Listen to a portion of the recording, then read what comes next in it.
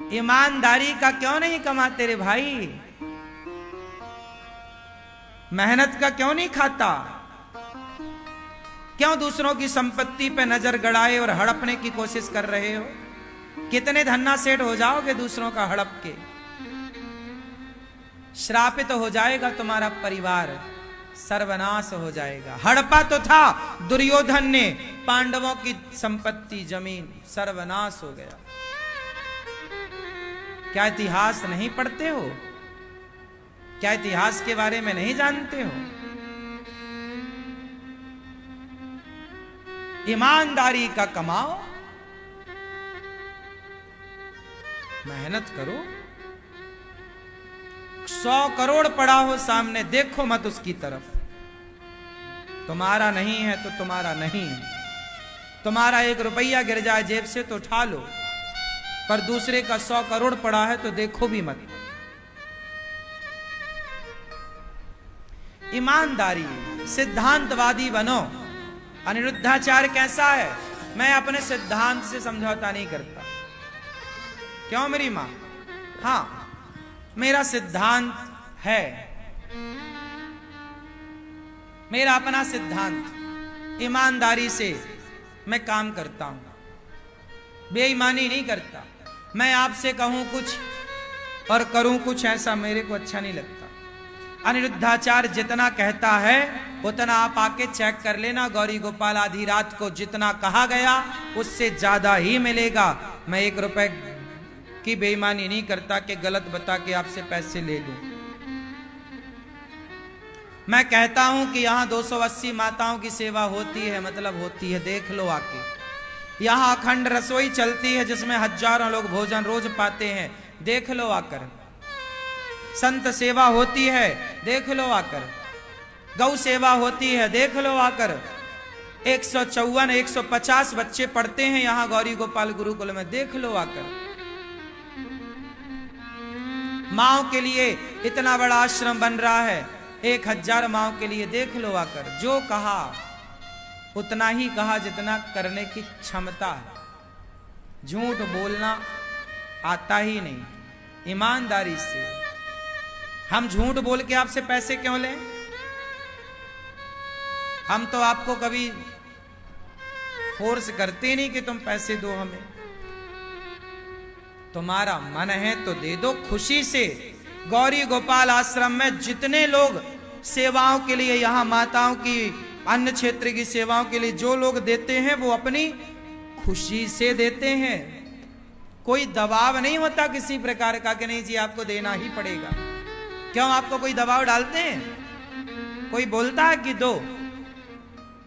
आपका मन है तो दो, नहीं है तो आशीर्वाद दो।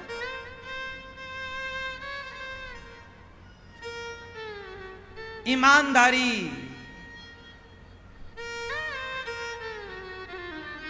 ईमानदारी।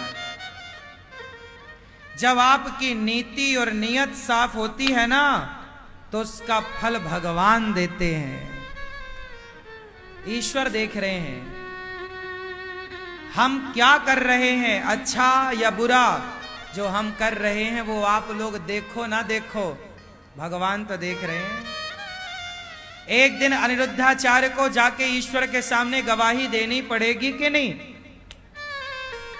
भगवान सवाल करेंगे, क्यों अनिरुद्धाचार्य तुम्हें भेजा था संसार में, क्या करके आए हो, जरा हिसाब दो। हमें देना पड़ेगा प्रभु। आपने मानव शरीर दिया, आपने कृपा करके 2 अक्षर का ज्ञान दिया, उस ज्ञान के बल पर मैंने समाज की जितनी सेवा हो सकी, जितनी मेरी क्षमता आपने कृपा की, मैंने किसी का दिल ना दुखाया प्रभु। मैंने किसी के साथ छल नहीं किया, मैंने किसी की चोरी नहीं की, किसी के साथ मैंने धोखा नहीं किया।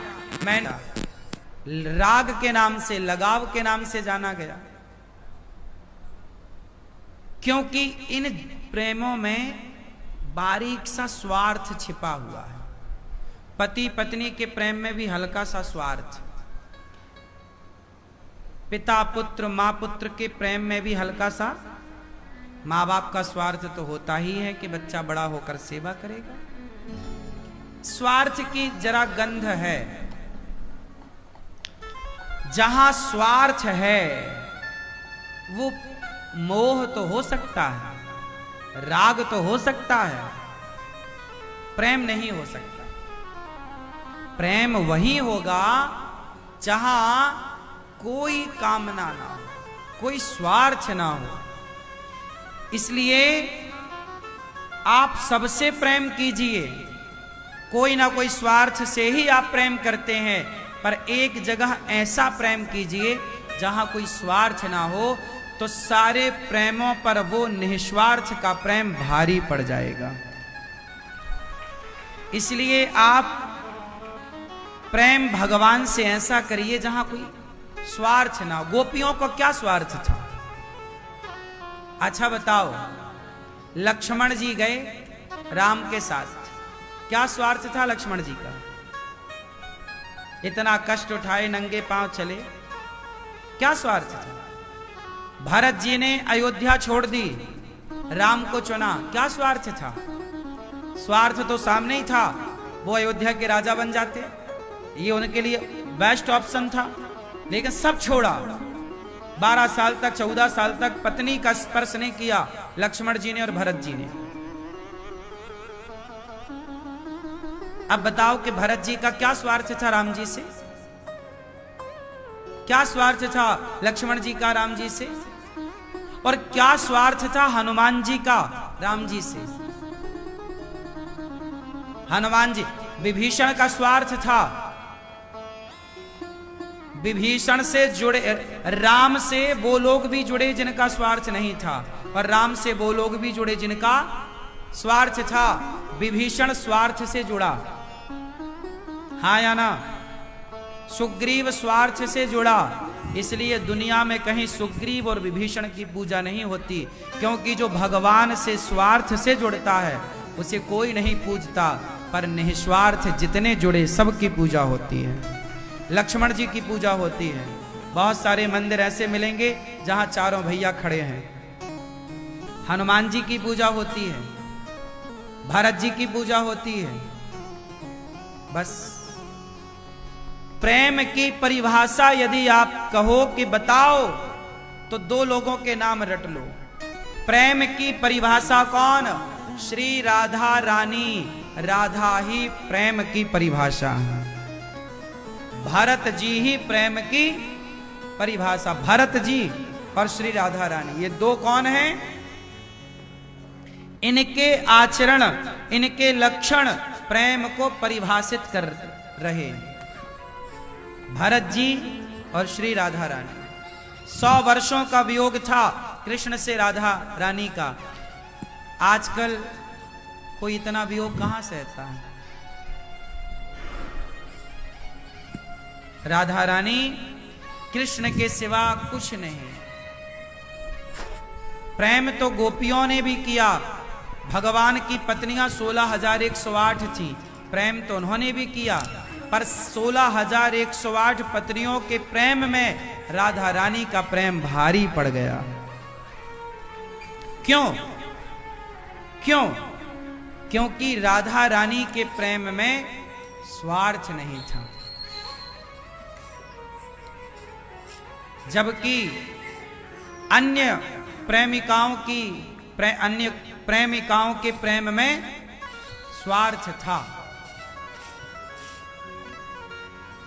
रुक्मणी मां जब सुनी कि राधा नाम की कोई स्त्री है और वो कृष्ण से बहुत प्रेम करती है, तो आपने भी एक कथा सुनी होगी, गरम गरम दूध माता रुक्मणी जी ने राधा रानी को दिया। यही वृंदावन की घटना, जब कुरुक्षेत्र से लौटे भगवान 100 वर्षों के बाद, ये घटना तब की है जब वृंदावन 10.5 वर्ष की आयु में प्रभु ने छोड़ा वृंदावन, द्वारिका गए, मथुरा गए, फिर द्वारिका, फिर 100 वर्षों के बाद भगवान वापस कुरुक्षेत्र आए और वहां स्नान करके जब द्वारिका की तरफ गए तो यही रास्ता था।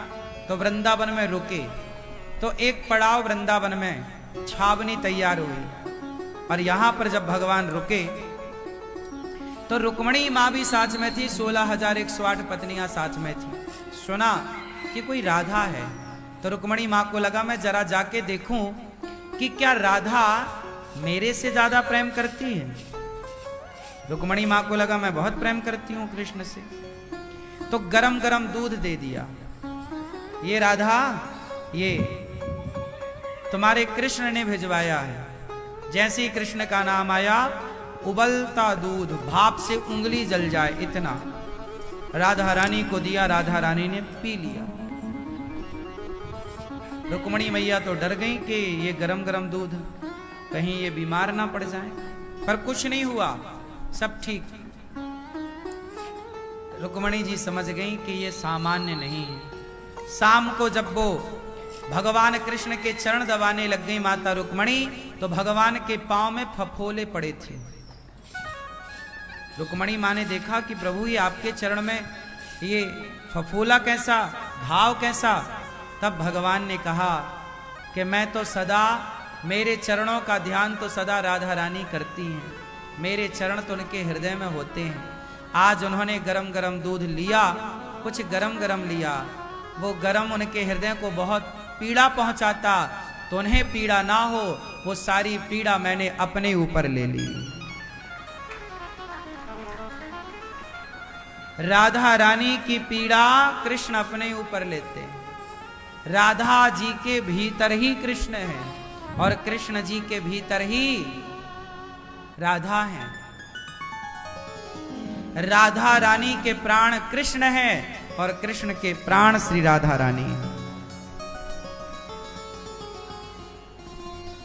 जो राधा को नहीं जानते, नहीं समझते, वो लोग राधा रानी के बारे में कुछ भी बोलते हैं। कुछ लोग तो ये भी बोलते हैं कि राधा से श्री कृष्ण का विवाह हुआ ही नहीं। अरे भाई, गर्ग संहिता पढ़ो इसके लिए, ब्रह्म वैवर्त पुराण पढ़ो इसके लिए। आज भी वृंदावन के पास भांडीर वट है जहां राधा रानी का कृष्ण से विवाह हुआ। आज भी वो स्थान है और वो 5000 साल पुराना वहां वृक्ष है जो मंडप के आकार का है और राधा रानी और कृष्ण का विवाह हुआ। इसके साक्ष्य हैं, प्रमाण हैं, शास्त्र। कुछ लोग नहीं जानते तो वो ऐसा कहते हैं कि नहीं हुआ और वही भ्रांति समाज में फैल जाती है। तो राधा रानी प्रेम की प्रतिमूर्ति है। ये वो मंदिर है, ये वो जगह है जहां ये देखो, ये राधा रानी और कृष्ण एक दूसरे को माला पहनाने खड़े हैं और ब्रह्मा जी फ्रंट पर है। मतलब ब्रह्मा जी ने विवाह कराया है कृष्ण का राधा रानी से। तो भगवान प्रेम की प्रतिमूर्ति है और प्रेम कैसा, स्वार्थ युक्त नहीं।